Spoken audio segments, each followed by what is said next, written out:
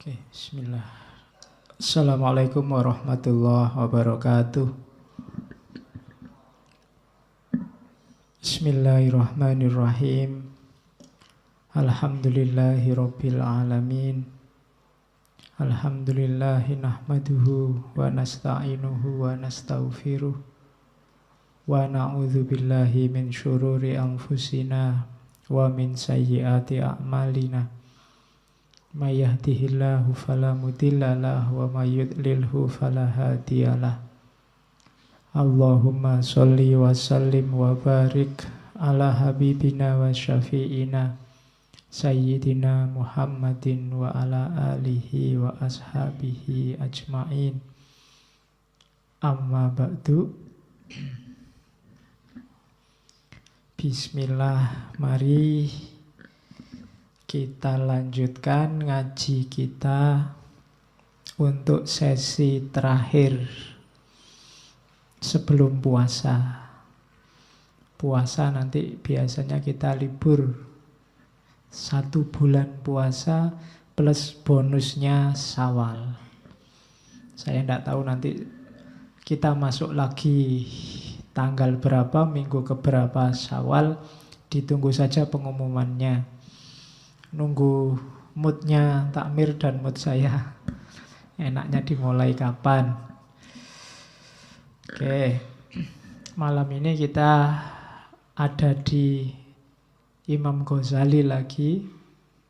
Tokoh idola. Menurut saya Ghazali paling sering kita angkat karena memang pikiran-pikirannya variatif. Enak dibahas untuk tema-tema tertentu, khususnya yang berbau praktis tapi agak dalam. Meskipun tidak terlalu sangat dalam seperti beberapa filosof sufi. Untuk level kita itu Ghazali sudah luar biasa. Sudah wow. Kita ngejar Ghazali juga agak berat. Tapi usahakan paling tidak ada banyak hal yang bisa kita kaji dari Ghazali. Dan saya tidak akan cerita banyak tentang setting biografisnya. Teman-teman pasti sudah akrab.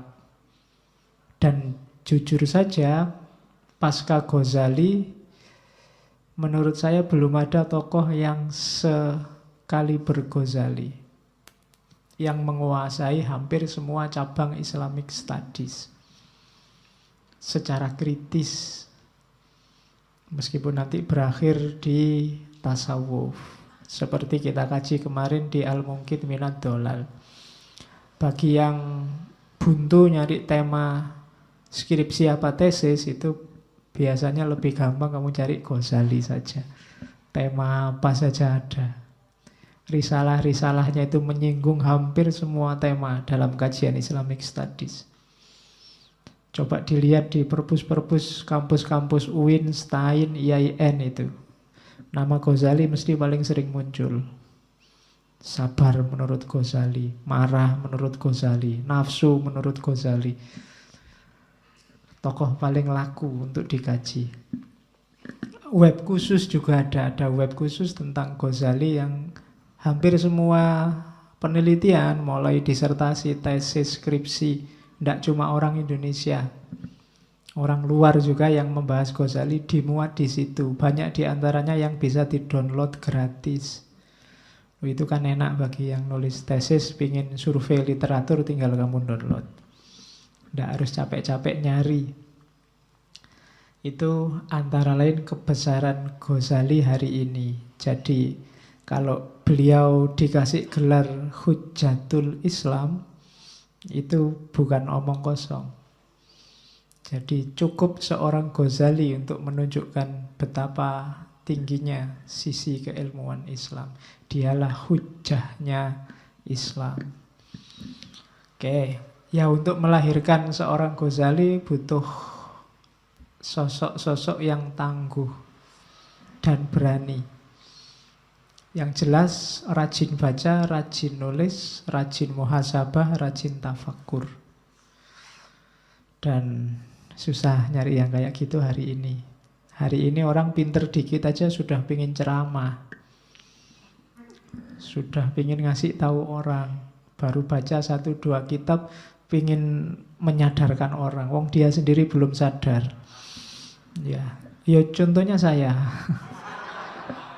Ngerti sidik-sidik sudah mau ngasih tahu orang.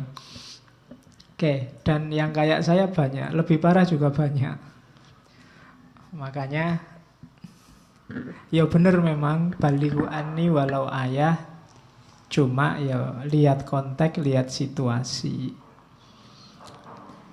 Oke, Ghazali itu yang jelas tema kita puasa. Banyak orang yang sekarang tidak heboh lagi ketika bulan Ramadan datang. Yang heboh saya lihat hanya TV dan Facebook dan WA. Itu pun karena kamu copy paste, ada satu orang bilang mohon maaf menjelang Ramadan, terus kamu share kemana-mana. Kata-katanya sama, saya punya hampir 23 grup itu isinya podo-podo. Ya, jadi ya memang agama Islam menyuruh kita senang dengan kedatangan Ramadan. Orang Jawa zaman dulu mengekspresikan senangnya dengan tradisi-tradisi. Di Jawa dikenal megengan. Megeng itu terjemahan bahasa Jawa dari kata-kata imsak, menahan diri. Jadi megengan itu ya artinya menahan, merayakan hari ketika kita diajari untuk menahan diri. Itu namanya megengan. Jadi ya dalilnya itu tadi, man fariha biduhuli Ramadan, siapa yang senang dengan datangnya Ramadan, dan seterusnya. Jadi kalau ada yang bilang megengan itu bid'ah, ada dalilnya. Dalilnya apa? Mengekspresikan kesenangan. Ya meskipun kita sering lebih fokus ke bancaannya. Ya, cuma maunya itu.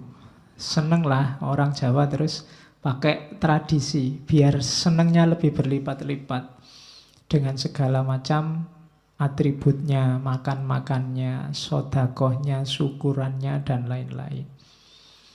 Jadi heboh lah, tidak apa-apa Ramadan ini datang. Banyak yang bilang ala pak puasa aja, sudah biasa kita puasa, sejak kecil sudah puasa, sudah dilatih untuk puasa Ramadan, jadi biasa-biasa aja.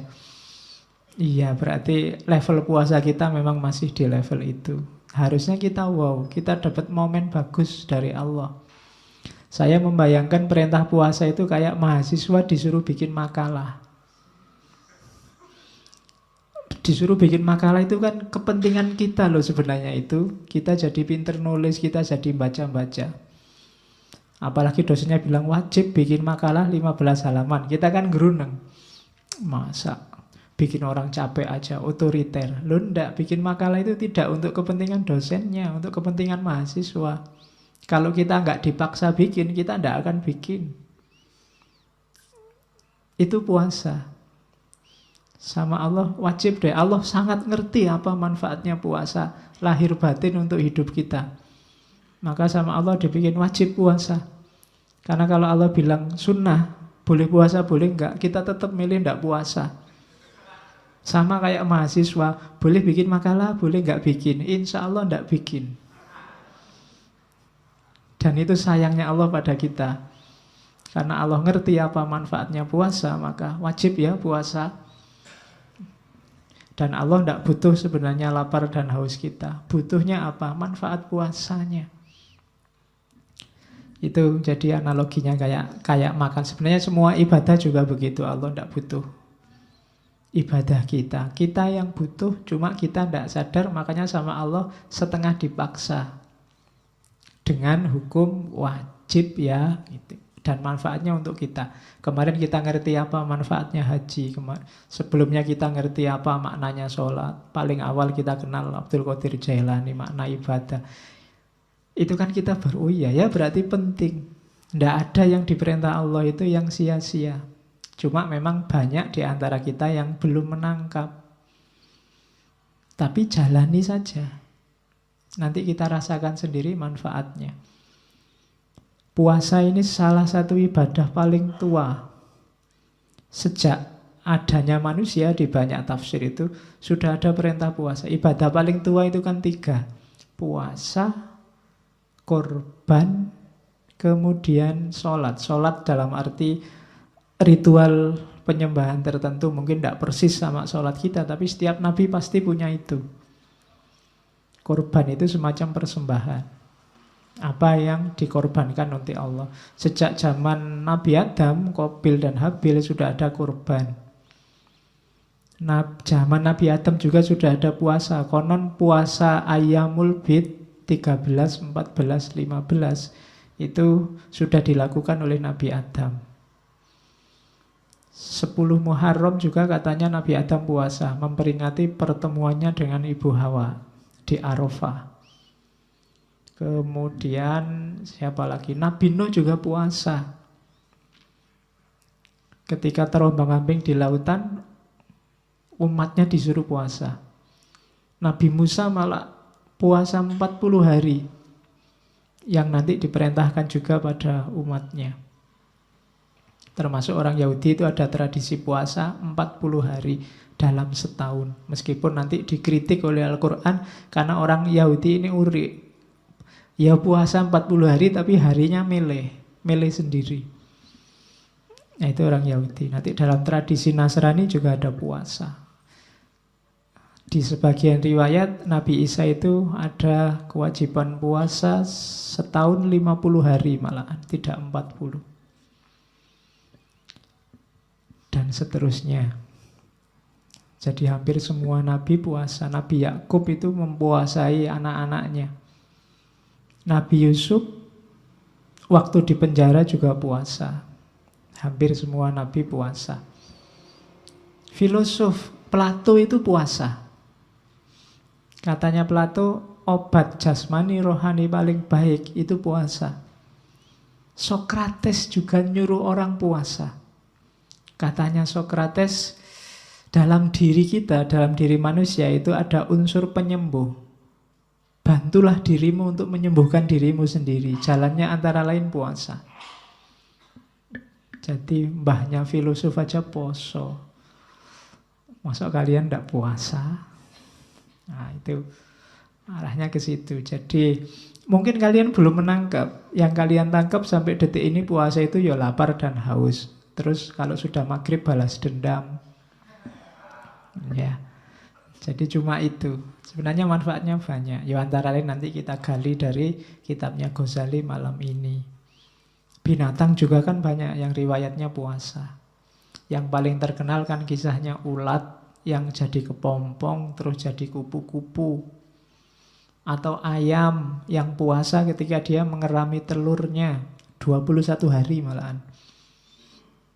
Apalagi ular, ketika dia ganti kulit dia harus puasa. Apalagi beruang kutub waktu hibernasi juga puasa. Apalagi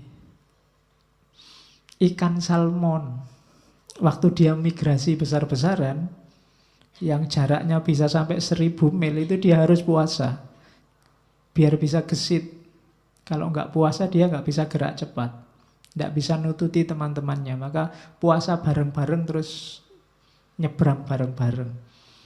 Itu ikan salmon. Tumbuhan juga puasa, jangan salah. Beberapa tumbuhan itu kalau dia ingin tetap hidup, dia harus mau menggugurkan daun-daunnya tertentu. Ketika dia bisa menggugurkan daun-daunnya itu, maka daun yang lain selamat. Itu kan sejenis puasa. Jadi tumbuhan, hewan, orang-orang masa lalu itu puasa. Apalagi manusia hari ini. Itu belum kalau puasa kita terjemahkan tidak sekedar puasa lahir, puasa batin. Puasa ngomong. Ya kan? Puasa internet, puasa HP itu banyak. Kalau mau. Dan jangan salah, puasa itu bisa jadi senjata. Orang demo kan ada yang mogok makan. Itu kan puasa. Saya demo Pak, mogok membaca, tidak bisa. Tidak bisa jadi senjata ternyata membaca. Yang bisa jadi senjata, puasa. Saya demo Pak, mogok sholat, paling orang karepmu. Tapi begitu kamu mogok makan, orang akan panik. Dan itu dulu dilakukan oleh Mahatma Gandhi. Gandhi itu kan senjatanya mogok makan. Jadi tahun 49 itu India kacau luar biasa. Orang Islam ngamuk, orang Hindu ngamuk. Indonesia hari ini masih untung, yang kelihatan ngamuk masih Islam saja. Kalau agama lain ngamuk, rusak kita. Dan bunuh-bunuhan habis-habisan. Saat itu Gandhi ini tokoh terkemuka, dihargai oleh Muslim, dan tokoh suci dalam agama Hindu. Makanya gelarnya Mahatma. Jiwa yang maha, jiwanya besar. Dan Gandhi deklarasi, saya tidak akan makan sebelum kalian berhenti bunuh-bunuhan. Dan akhirnya sukses. Puasanya Gandhi. Oke, itu salah satu contoh bahwa puasa bisa jadi senjata. Kalau nggak percaya, misalnya bapakmu ngirim uangnya kurang, terus kamu minta, Pak ini duitnya kurang, ya sudah itu habis-habisin, ya sudah saya tak puasa aja kalau gitu. Nggak tegel mesti bapakmu. Saya ndak makan lah saya, oh ndak tegel mesti bapakmu. Jadi jangan salah, puasa itu kelihatan pasif, tapi sebenarnya dia bisa aktif dan revolusioner. Oh, itu puasa. Oke, itu di antara yang perlu kita tahu dahsyatnya puasa. Maka gembiralah kita dapat momen. Alhamdulillah kita dipaksa oleh Allah untuk puasa. Ayo kita manfaatkan 1 bulan ke depan. Kita coba dapat apa kita dari puasa. Selama ini kan kita cuma dapat lapar dan haus sama komedi di TV-TV. Besok kita cari hasil yang lain, jajal. Minggu awal dulu saya ngomong, ayo kita bikin target-target individual aja. Janji sama diri kita sendiri. Ramadan kali ini Pak, misalnya saya mau khatam sekali, kemudian nulis 1 artikel yang bagus, ilmiah 1, kemudian itu target individual. Coba untuk dirinya sendiri. Ramadan kali ini Pak, tesis selesai, kemudian ngajinya beres, kemudian itu kan target spiritual juga. Janjinya sama dirinya sendiri. Nanti kalau sukses, kasih hadiah dirimu sendiri. Kalau gagal juga hukum dirimu sendiri. Kita kan jarang menerapkan ini ya. Kalau semester ini IP ku 3,5 ke atas, aku akan makan di restoran paling enak. Nah, itu ngasih hadiah dirinya sendiri. Tidak apa-apa kalau uangnya ada. Loh ya kalau nggak ada uangnya, ya masuk kamu mau nekat. Jadi itu ngasih hadiah atau dihukum. Kalau IP ku di bawah 3 semester ini, HP off, tidak akan tak beliin pulsa 1 semester misalnya. Itu menghukum diri sendiri. Cuma yang konsisten. Latihan sukses itu diawali dari dirinya sendiri. Termasuk puasa. Saya tidak tahu sudah berapa Ramadan kalian janji mau khatam tapi tidak pernah khatam. Biasanya semangat hari pertama, kedua, ketiga, setelah itu wallahu a'lam bishawab. Ramadan ini ayo latihan, tantang lagi. Oke, kita lihat ya. Ini Ghazali dari Ihya Ulumuddin. Ada 1 bab yang kadang-kadang dibahas secara tersendiri, judulnya Asrorus Syam, rahasia puasa. Ada apa dengan rahasia puasa? Menurut Ghazali kita lihat, tidak tebal, tidak banyak, hanya kalau ditulis kecil-kecil terus kertasnya luas itu cuma 10 halaman. Cuma kalau diukur buku ya bisa 30-an halaman. Tentang Asrorus Syam, rahasia puasa. Yang pertama di bagian awal itu Ghazali ngomong makomnya puasa. Meskipun kata-kata makom tidak ada di situ. Jadi makom, kedudukan puasa bagi umat Islam, katanya Ghazali, puasa itu seperempatnya iman. Jadi kalau kalian tidak puasa, kehilangan imanmu seperempat. Besar loh seperempat itu. Kenapa disimpulkan seperempat? Karena ada hadis yang bilang as-shaumu nisfus sobri. Puasa itu setengah dari sabar. Dan hadis yang lain bilang as-sobru nisful iman. Sabar itu setengahnya iman. Jadi sabar, puasa, iman itu tidak bisa dipisah. Kalau kita tidak sabar, kita kehilangan iman kita setengah. Ya silahkan dihitung hari ini kalian termasuk sabar apa enggak. Saudaramu, tetanggamu, sahabat-sahabatmu di WA, di YouTube, di Twitter, siapa yang tidak sabaran, siapa yang yang ngamuan, maka dia kehilangan setengah dari imannya. Imannya tinggal setengah. Itu kalau tidak puasa juga, sudah nggak sabar, nggak puasa, imannya tinggal seperempat. Jadi as-shaumu nisfus sobri, as-sobru nisful iman. Puasa itu setengahnya sabar, dan sabar itu setengahnya iman. Orang beriman harusnya sabar. Dan di antara jalan untuk menemukan sabar itu puasa. Tidak cuma puasa lahir, tapi juga puasa batin. Sabar itu kan puasa batin.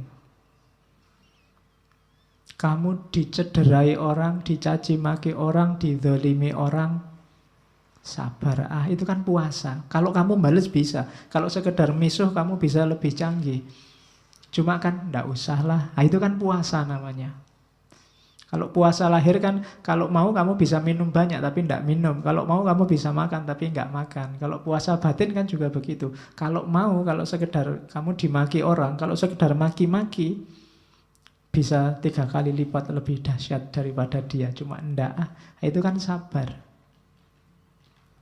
Jadi seorang beriman, dia cirinya antara lain sabar. Dan orang bisa sabar itu adalah orang yang mau puasa. Orang yang tidak siap puasa biasanya tidak bisa sabar. Orang tidak puasa itu apa? Yos, pokoknya apa yang ada di hatinya diucapkan begitu saja. Apa yang diinginkan diraih begitu saja, tanpa mempertimbangkan positif negatifnya. Sabar itu kan bisa sabar dari dan juga sabar untuk. Sabar dari itu atas yang menimpa dirimu. Kalau sabar untuk itu, ketika kalian melakukan sesuatu, kalau sabar untuk itu dalam agama namanya istiqomah.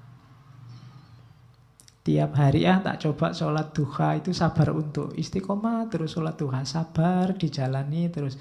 Itu namanya sabar untuk melakukan sesuatu. Ada juga sabar dari, atas yang menimpa, atas yang kita alami, kita sabar. Orang harus punya kualitas sabar ini, tapi harus cerdas membedakan kapan menggunakan sabar dari dan kapan menggunakan sabar untuk. Berjuang itu bukan berarti tidak sabar, tapi sabar untuk. Biar aja Pak, IP saya 2, saya sabar aja. Bukan itu. Kalau IP-mu 2, sabarlah untuk belajar biar IP-mu 3 ke atas. Gitu loh. Kalau kamu lagi bokek, ya sabarlah untuk berusaha biar kamu dapat uang, kan itu. Awas keliru menerapkannya. Selama ini kamu kan pukul rata. Sabar itu berarti apa yang terjadi biar dapat jalan. Rumusnya bukan itu. Jadi sabar itu bisa dari sesuatu dan untuk sesuatu. Tapi untuk membedakan mana yang dari, mana yang untuk, kita butuh satu hal, namanya kebijaksanaan. Dan kebijaksanaan itu ilmunya antara lain yang paling terkenal adalah filsafat. Maka ngajilah filsafat. Oke, ini bukan promosi, iklan. Terus, jadi makomnya puasa itu ya. Puasa itu dialektika antara keimanan dan kesabaran. Terus, jangan lupa ini makomnya. Jadi, kalau ada, harusnya besok waktu bulan puasa tidak ada orang ngamuk. Dan nggak ada orang males. Puasa kok malah males-malesan, ini harusnya dia kehilangan sabar untuk. Puasa kok ngamuk berarti dia kehilangan sabar dari. Dua-duanya harus hidup. Kalau puasa kan kadang-kadang di kantor-kantor, di kampus jam kerjanya malah dikurangi. Ya karena puasa, ya ndak apa-apa, asal produktivitasnya tidak menurun. Ya tetap bagus, dikurangi ndak apa-apa. Terus, jadi makomnya itu ya, dialektika antara sabar dan iman dan puasa. Jangan lupa, kuncinya di situ nanti. Yang kedua, terus Ghazali membahas, kenapa sih puasa itu dianggap istimewa? Katanya Ghazali, ibaratnya puasa dibandingkan ibadah yang lain, itu kayak tanah haram, Masjidil Haram, dengan masjid-masjid yang lain. Katanya Ghazali, Ka'bah itu kan dianggap rumah Allah, tanah haram itu kan dianggap tanah kehormatannya Allah, miliknya Allah. Padahal semua masjid, semua tempat itu kan juga miliknya Allah. Semua ibadah untuk Allah, tapi yang istimewa itu puasa. Sama seperti semua tanah, semua bumi itu milik Allah. Tapi yang disebut khusus sebagai rumah Allah, rumah milik Allah itu hanya Ka'bah dan Masjidil Haram. Bandingannya itu. Alasannya apa? Yang pertama, puasa itu satu-satunya ibadah yang verifikasi pastinya itu hanya yang melakukan. Nggak ada orang lain tahu. Boleh ikut buka bersama, ikut sahur bersama, tapi tidak puasa kan bisa. Tidak ada orang ngerti. Kayak kamu dulu kecil itu loh. Puasa, ya masih puasa, masih. Tapi nanti kalau ke kamar mandi, air 1 ciduk. Ya kan? Atau pura-pura alasannya lupa. Wah lupa tadi minum, lupa kok diulangi. Kan sering dulu kita waktu kecil begitu. Yang tidak ngalami kan nggak lihat. Kamu makan apa enggak kan nggak kelihatan. Jadi satu-satunya ibadah yang hanya kamu dan Allah yang tahu. Itu yang bikin puasa istimewa. Ibadah yang sifatnya subjektif. Orang tidak bisa menilai.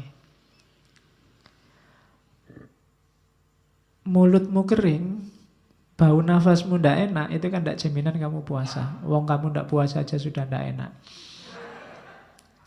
Itu juga bisa trik. Ya kan, kamu makan pete juga baunya tidak enak. Mulut kering, kalau kamu pas sariawan juga mulutmu kering. Tidak bisa. Pagi sampai siang tidak makan apa-apa, tidak akan ada orang tahu. Kecuali dirimu sendiri. Katanya puasa tapi warung-warung penuh misalnya. Itu kan terus, loh itu jadi meskipun di warung ada tutupnya, tapi kan kakinya kelihatan. Wah, kakinya masih banyak. Nanti pulang ke rumah puasa. Tapi sebenarnya enggak. Jadi hanya kita yang tahu. Itu yang bikin puasa istimewa. Kalau sholat kan orang bisa lihat. Kalau sedekah orang bisa ngerti, bisa ngitung. Haji apalagi. Sebelum berangkat aja orang sak kecamatan diundang. Mesti ngerti. Tapi kalau puasa enggak. Kamu deklarasi, saya niat puasa di masjid. Besok enggak puasa, enggak ada orang tahu. Itu istimewanya puasa. Jadi hanya yang bersangkutan dan Allah yang ngerti. Nah, itu puasa. Makanya dia istimewa. Yang kedua, katanya Ghazali, puasa adalah ibadah yang terang-terangan nantang setan.